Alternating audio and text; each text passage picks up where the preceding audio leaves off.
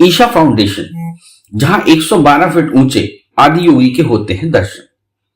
कोयंबटूर से लगभग 30 किलोमीटर की दूरी पर बेलंगरी की पहाड़ी पर स्थित है ईशा फाउंडेशन, जो योग के प्रचार प्रसार का प्रमुख केंद्र है। यहां देश विदेश से हजारों की संख्या में लोग योगा, मेडिटेशन और आध्यात्म दर्शन के लिए आते हैं। ईशा फाउंडेशन एक ऐसा संगठन है जो लाखों लोगों के साथ सामाजिक कार्यों में बढ़ चढ़कर हिस्सा लेता है।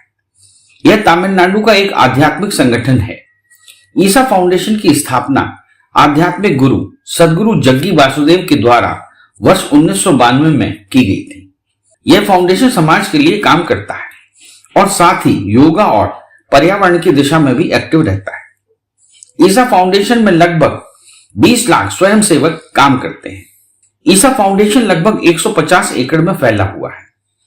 आधिकारिक वेबसाइट पर दी गई जानकारी के अनुसार ईशा फाउंडेशन में मुख्य रूप से योग के 4 प्रमुख आयामों क्रिया, ज्ञान, भक्ति और कर्म का पठन पाठन होता है। ईशा फाउंडेशन में भगवान शिव की 112 फीट ऊंची प्रतिमा स्थापित की गई है, जिसे आदि योगी के नाम से जाना जाता है।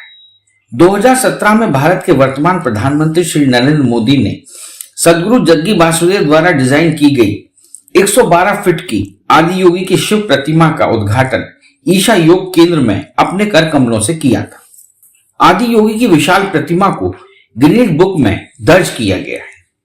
यह 25 फीट चौड़ी प्रतिमा है और यह प्रतिमा 500 टन स्टील से बनाई गई है।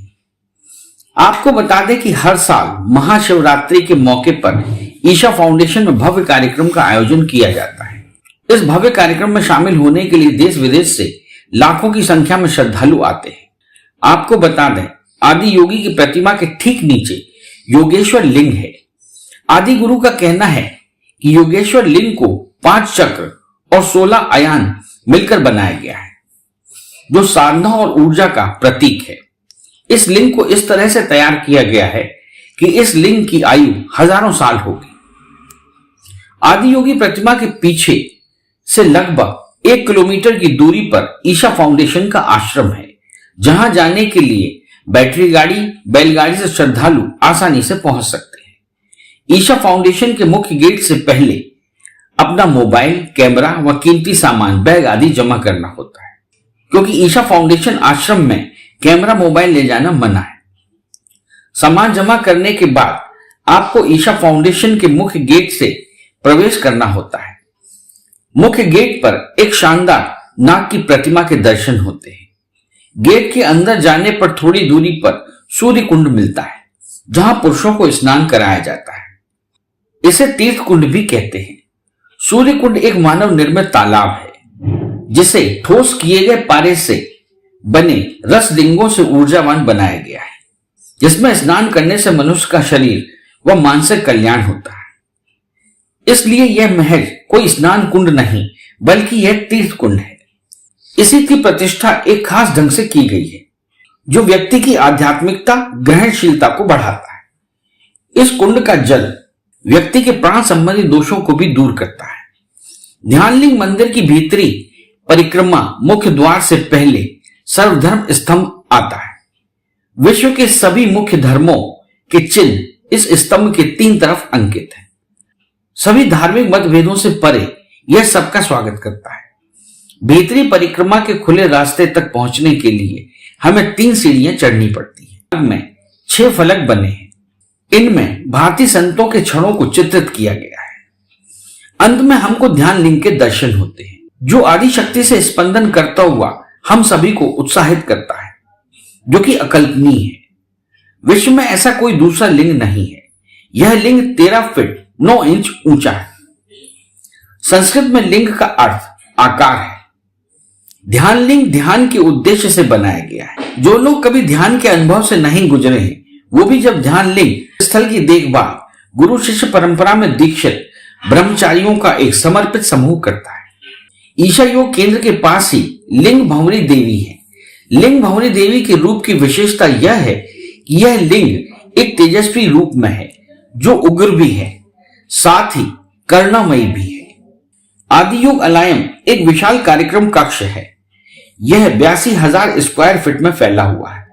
जहां हजारों लोगों के बैठने की समुचित व्यवस्था है। साथ ही इसमें हठ योग प्रशिक्षण कार्यक्रम चलाया जाता है जो 21 सप्ताह तक चलता है। ईशा होम स्कूल एक आवासीय स्कूल है जिसमें उच्च स्तरीय शिक्षा प्रदान की जाती है। वेबसाइट पर दी जानकारी के मुताबिक स्कूल में प्रतिभाशाली शिक्षकों द्वारा भारतीय पद्धति से शिक्षा दी जाती है, जिसमें सुबह सभी बच्चों को योग भी सिखाया जाता है। ईशा फाउंडेशन में स्पंद हॉल 64,000 स्क्वायर फीट में बना है। ईशा योग केंद्र के योग और तमाम दूसरे कार्यक्रम यहीं पर आयोजित होते हैं। स्पंद हॉल में एक गार्डन और मेडिटेशन हॉल भी है जहां लोग एकत्र होकर योग करते हैं। आपको बता दें, ईशा फाउंडेशन के संस्थापक का नाम जग्गी वासुदेव है, जिन्हें सदगुरु के नाम से भी जाना जाता है। सदगुरु का जन्म 1957 में मैसूर में हुआ था। सदगुरु के पिता एक डॉक्टर थे और लोगों की सेवा करते थे, जबकि सदगुरु को बचपन से ही प्रकृति से काफी लगाव था। प्रकृति प्रेम के चलते वे कई बार जंगल में घूमने के लिए निकल जाते थे। यूं ही वे कई दिनों तक प्रकृति के बीच रहा करते थे। इसके साथ ही इनमें योग के प्रति काफी रुचि पैदा हो गई थी। सदगुरु ने मैसूर यूनिवर्सिटी से अंग्रेजी विषय में ग्रेजुएशन पूरा किया था। 25 वर्ष की उम्र से ही सदगुरु को लगा कि ईशा फाउंडेशन के जरिए वे लोगों को अपनी विचारधारा समझा सकते हैं। इसलिए 1992 में ईशा फाउंडेशन की स्थापना हुई। आपको बता दें, भारत सरकार द्वारा जग्गी वासुदेव को पर्यावरण की दिशा में काम करने, नदियों का संरक्षण करने और योग में योगदान देने के चलते वर्ष 2017 में पद्म भूषण पुरस्कार से सम्मानित किया था। सदगुरु ने एक लेखक के रूप में भी उल्लेखनीय कार्य किया है। उनकी रचित पुस्तक का नाम Inner Engineering, a Yogi's Guide to Joy है, जिसे काफी प्रसिद्धि मिली है। सदगुरु ने अच्छे वक्ता के रूप में कई अंतरराष्ट्रीय मंचों पर भाषण दिए हैं। उनका नाम इंडिया टुडे की लिस्ट में मोस्ट पावरफुल इंडियंस में अंकित किया गया है। सदगुरु ने साइकिल व बाइकों से पूरे भारत का भ्रमण किया है। इनको बचपन से ही बाइक चलाने का काफी ज्यादा शौक था। आज भी सदगुरु के पास नई नई ब्रांड की बाइक्स उपलब्ध है। सदगुरु को हम आध्यात्मिक गुरु, मोटिवेशनल स्पीकर के रूप में भी देख सकते हैं, क्योंकि जब भी सदगुरु कोई प्रोग्राम आयोजित करते हैं तो इनके प्रोग्राम में लाखों लोग शामिल होते हैं। सदगुरु के YouTube पर भी कई चैनल्स हैं जो अलग अलग भाषाओं में इनके वीडियो को ट्रांसलेट करके लोगों तक पहुंचाते हैं। असल में सदगुरु स्वयं भी कई भाषाओं के ज्ञाता है। सोशल मीडिया पर सदगुरु के लाखों फैन फॉलोइंग है, इसलिए विश्व भर के सभी लोग ईशा फाउंडेशन से जुड़े। ईशा फाउंडेशन में सभी श्रद्धालुओं के लिए भिक्षा हॉल में भोजन कराया जाता है, जो कि बहुत ही सुपाच्य व स्वादिष्ट होता है, जिसका श्रद्धालुओं को कोई मूल्य नहीं चुकाना होता है। ईशा फाउंडेशन में ठहरने के लिए आपको 850 रुपए चुकाने होते हैं। यदि आप चाहें तो वॉलेंटियर बनकर ईशा फाउंडेशन में रह सकते हैं। ऐसा करने से आपका रहना खाना निःशुल्क हो जाता है। बस इसके लिए रजिस्ट्रेशन कराना अनिवार्य होता है। तमिलनाडु में स्थित कोयम्बटूर से ईशा फाउंडेशन लगभग 30 किलोमीटर पश्चिम में स्थित है। यहां पर हवाई, रेल, सड़क मार्ग से आसानी से जा सकते हैं। कोयम्बटूर रेल मार्ग द्वारा भी पूरे देश से जुड़ा हुआ है। इस चैनल को लाइक और सब्सक्राइब करना ना भूलें। देखते रहिए बंजारा बीट्स।